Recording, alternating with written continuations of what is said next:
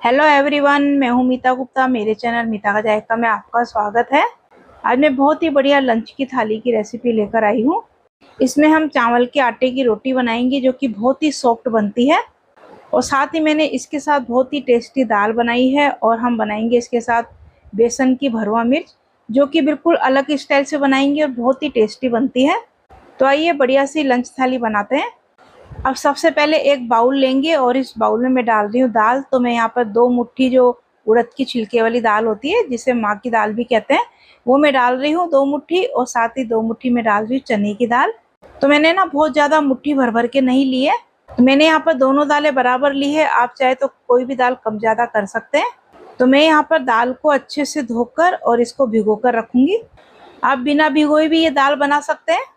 बस 2-3 पानी से इसको धोकर और इसको भिगो के रख देंगे।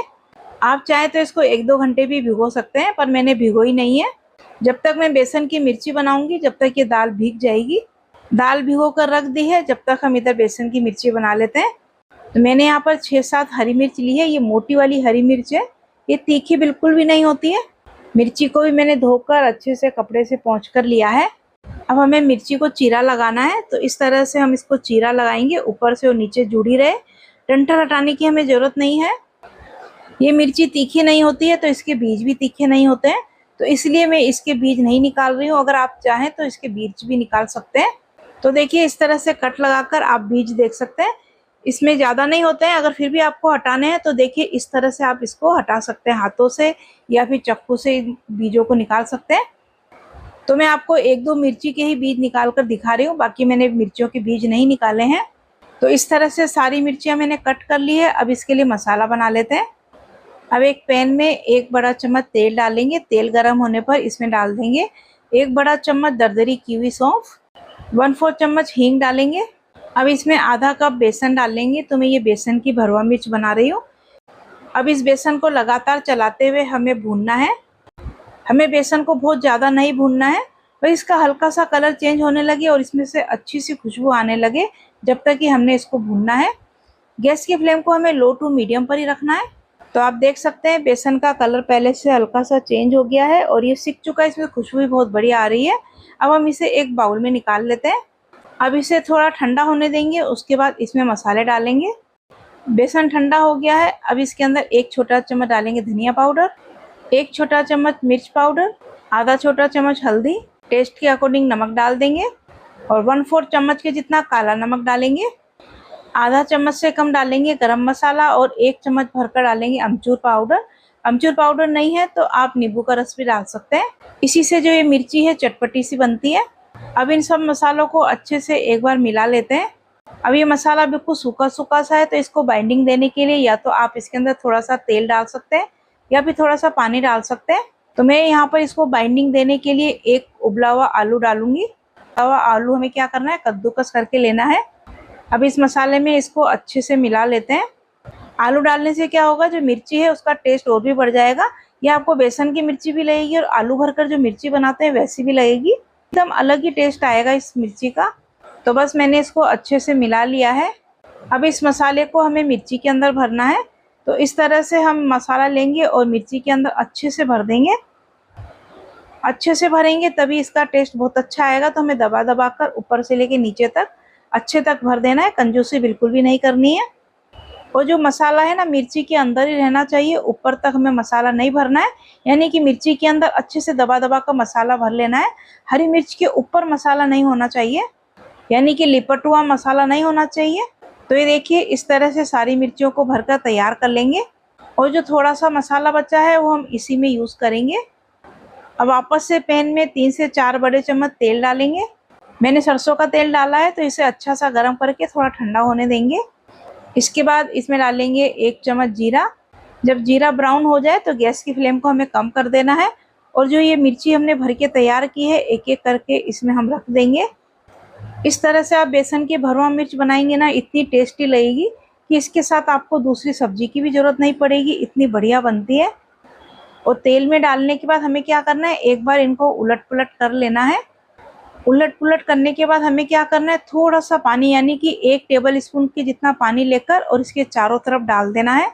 इससे क्या होगा कि मिर्ची भी सॉफ्ट हो जाएगी और जो मसाला है वो भी नहीं जलेगा।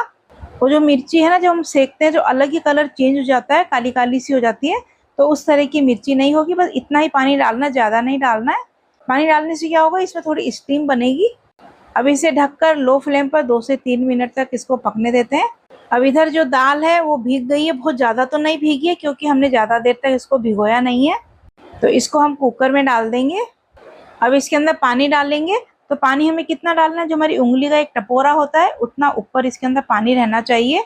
अब इसमें आधा छोटा चम्मच नमक और आधा छोटा चम्मच से थोड़ा सा कम हल्दी पाउडर डालेंगे। साथ ही 1 छोटा चम्मच देसी घी डालेंगे। साथ ही 1 तेज पत्ता, 1 बड़ी इलायची, 2-3 लौंग, बस इन्हें डालकर और इसका ढक्कन लगा देंगे। हाई फ्लेम पर 1 सीटी ले लेंगे। उसके बाद गैस की फ्लेम को लो कर देंगे और 6 से 7 मिनट तक इसको पकने देंगे। तो दाल की क्वांटिटी और पानी पर भी निर्भर करता है कितनी देर में दाल बनती है, तो आप उसी हिसाब से दाल को गला लें। अब हम मिर्ची को देख लेते हैं, 2-3 मिनट हो गए हैं और इनको हम एक बार पलट देते हैं। आप देख सकते हैं ये नीचे से सॉफ्ट हो गई है और पक भी गई है। तो बस इसको हम क्या करेंगे, दूसरी तरफ पलट देंगे। अब जो थोड़ा सा मसाला बचा था उसे हम इसके अंदर डाल देंगे और इसमें जो थोड़ा सा तेल है उसमें इस मसाले को मिक्स कर लेंगे ताकि ये भी अच्छे से पक जाए। अब हमें क्या करना है, गैस की फ्लेम को लो टू मीडियम पे रखना है और इन मिर्चियों को उलट पुलट करते हुए हमें सॉफ्ट कर लेना है। तो ये लीजिए, बहुत ही बढ़िया बेसन आलू की हरी मिर्च बनकर तैयार हो गई है। आप देख सकते हैं मसाला बिल्कुल भी बाहर नहीं निकला है और बहुत ही बढ़िया बनी है। इसको आप पूरी, पराठा, रोटी किसी के साथ भी खा सकते हैं, सफ़र में भी ले जा सकते हैं। ये 4 से 5 दिन तक ख़राब नहीं होती है। तो मिर्ची बन चुकी है। तो अब हम दाल को देख लेते हैं, उसकी स्टीम निकल चुकी है। तो दाल बहुत अच्छे से गल चुकी है। कई लोगों को खड़ी खड़ी दाल पसंद होती है, कहीं को बिल्कुल घुटवा पसंद होती है। तो जैसी भी आपको पसंद है उसी हिसाब से आप इसको गला लें। अब इसके अंदर जो तेज पत्ता है, बड़ी इलायची है, ये जो खड़े मसाले हैं वो हम निकाल देते हैं। अब चलिए दाल में बहुत बढ़िया सा तड़का लगाते हैं। गैस पर मैंने कढ़ाई रखी है, इसमें मैंने डाला है 3-4 बड़े चम्मच देसी घी।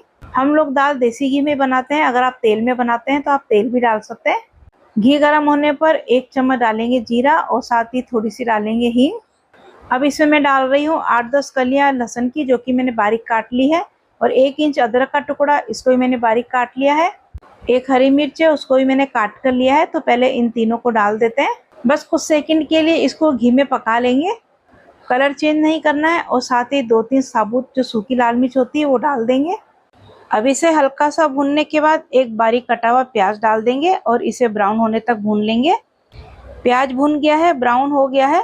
अब इसके अंदर 1 छोटा चम्मच लाल मिर्च और 1 छोटा चम्मच धनिया पाउडर डाल देते हैं और थोड़ा सा नमक डालेंगे। नमक आपको ध्यान रखना है, बॉईल करते टाइम भी डाला था।